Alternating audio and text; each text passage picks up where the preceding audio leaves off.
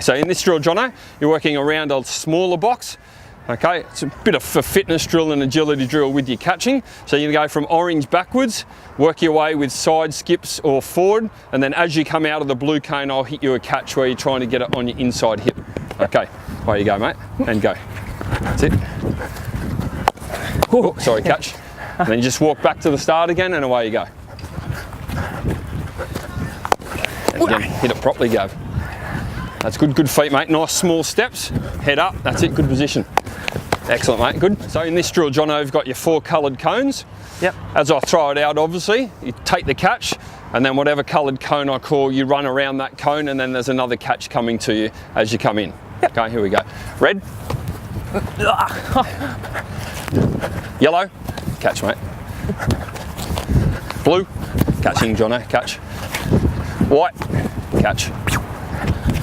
Red, get there, catching, good feet, mate, good feet. All right, so Jono, now we're looking at standing up to spinners. Yep. So as I throw some on the full, can you just explain sort of your head alignment, your hands, and where your feet go? Yeah, so just to start, I'll just talk about where your setup's supposed to be. The general idea is that your left foot to a right-hander is starting on off stump, and depending on how far back it is, it's all about your reach, so you want to be finishing just behind the stumps just to avoid that no ball situation. All right, so we'll get into it. Yep. Easy setup.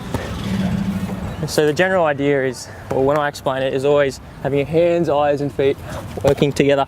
Yep. And if they work together, you'll be in a very good spot. So generally, just starting with our hands, we're focusing on a nice surface area, a very large surface area, with your dominant hand slightly overlapping your non-dominant hand. So I'm right-handed, so my right hand's slightly on top. Yep. So a big surface area, big presentation, hit the middle of the gloves. So now talking about my footwork, we're talking about a small step with my right foot to get slightly outside the line of the ball. So once I do that, just watch my head, it follows. So I'm catching the ball under my eyes, outside, preparing for that ball to either turn big or that small edge.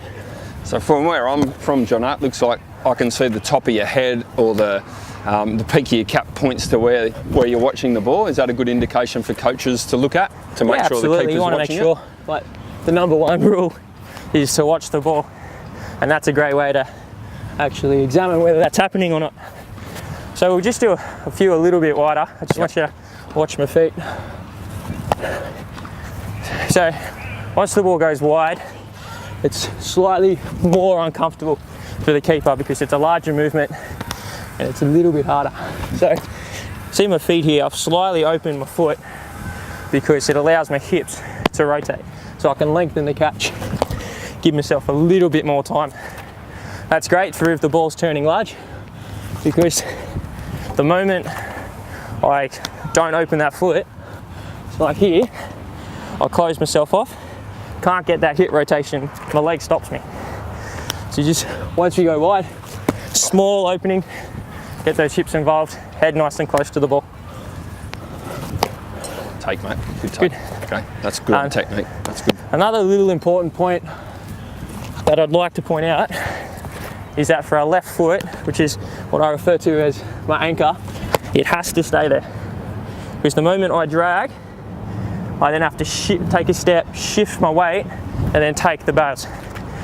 It's too long, and you miss your stumping. So just transfer your weight, back, there we go. For this drill, we've put some distractions in front of you and throw it a little bit more overarm. Obviously, like a batsman coming down the wicket, you've got distractions, might nick the stump, so you get hopefully a little bit more like a game situation. Ooh. Take. So usually set the stumps up, one on off stump, one just sort of leg stumpish, and then the ball can go through, flick a stump maybe, so then there's a quick reaction. That's it, take, mate, good feet.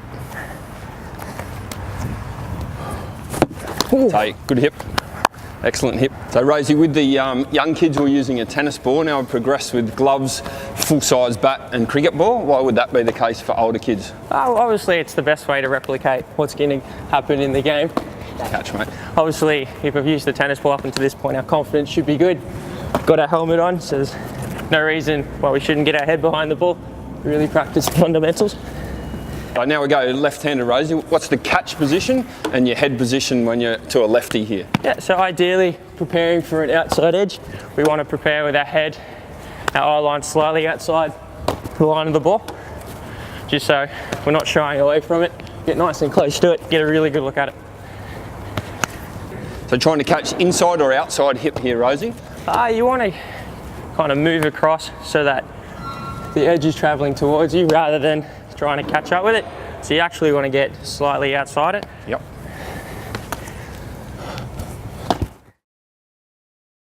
Okay, so this one, Rosie, is shadow batting. Do you use this a lot, and why would you use this a lot? Yeah, I'd love to do this every session. I think it's the best way for the keeper to practice what's exactly in the game. Batsman trying to distract him, he can focus on his movements, really practice watching the ball. And do you like players to play inside, outside of the ball, do all the stuff they do in the game? Yeah, absolutely. You want exactly what you get in the game. So ball's not always going to go on the outside of the bat. Just shadow batsman does whatever he would in the game. Just let him react as you would. And I'll just throw one down leg side now. Can you talk us through your footwork to the leg side now as you do it? Okay. Yeah, so obviously first step's really important. You want to get outside the line of the batsman, so that big first step is really important. And in saying that, our head position and our body height is also extremely important. Got to move really low. And notice there's a little kick out, so we'll do one more, little kick out at the end of it. What's that for, Rosie, as you do the kick out? Kick out. Basically, it's all about, for me, trying to replicate the position I'd be to a left-hander. So try and finish with my right foot on leg stump, with my left foot slightly dropped just to allow my hips if anything else happens. About replicating the left-hander. Yep. Change things.